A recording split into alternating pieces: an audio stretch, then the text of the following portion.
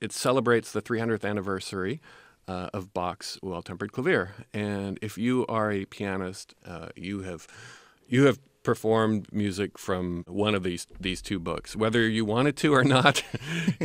We have to play this. And there's one, the C major prelude is one of these pieces that it's a brilliant piece, but it's so simple. It's you basically take a pattern and then repeat it twice, and then the pattern changes just a little bit, repeat it twice, pattern changes just a little bit, and it just goes throughout the entire piece that way. And it's such a simple approach, and yet the piece is brilliant.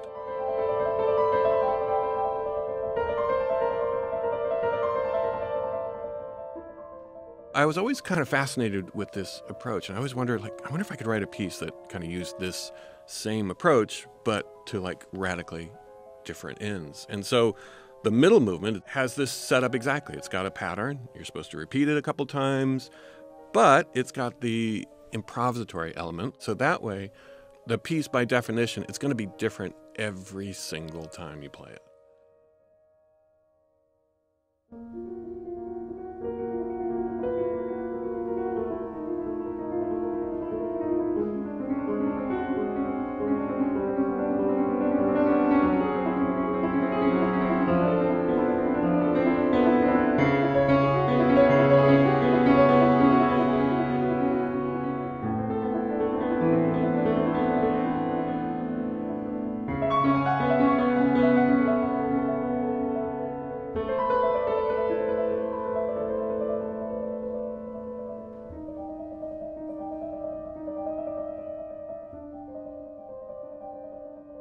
Well, I see in the score that it says a love letter to Bach and Chick Corea. Yeah.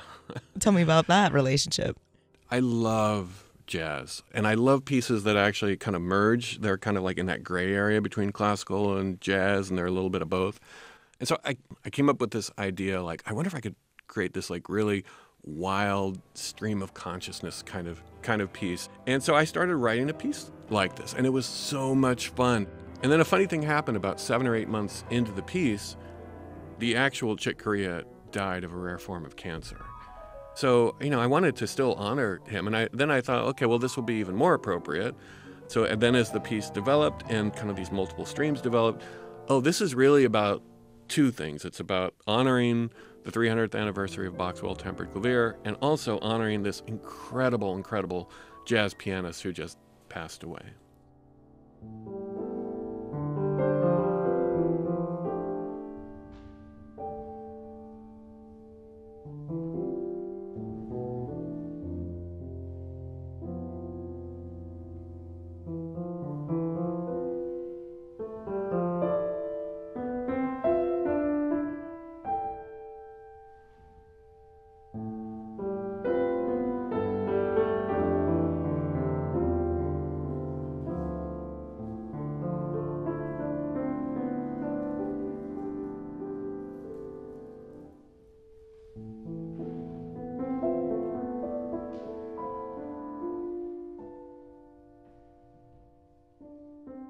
Let's explore your local tie a little bit more. You mentioned you teach at Kasumnes. What do you teach there? In charge of the piano program, music theory. We have a composition class and a certificate program there as well. That's a lot of fun. I really enjoy the interaction with the students and the kind of the energy you get back. And teaching different subject matters is also a lot of fun. I've always thought it must be challenging to guide a composition student in particular through how to be true to their voice and maintain their own creativity, but also do it well. Yeah, that is tricky because so much of this depends on the person and their own kind of journey. I mean, I can't teach somebody to compose. I can provide kind of the space for them to grow.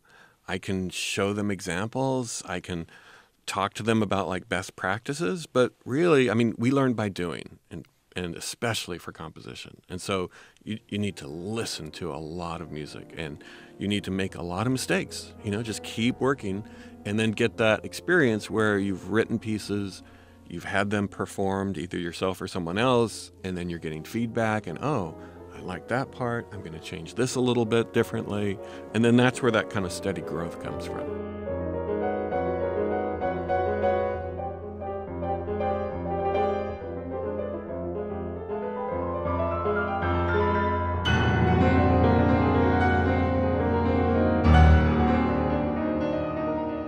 Any final comments you have for this piece, or any directions to a listener who may be experiencing this piece for the first time?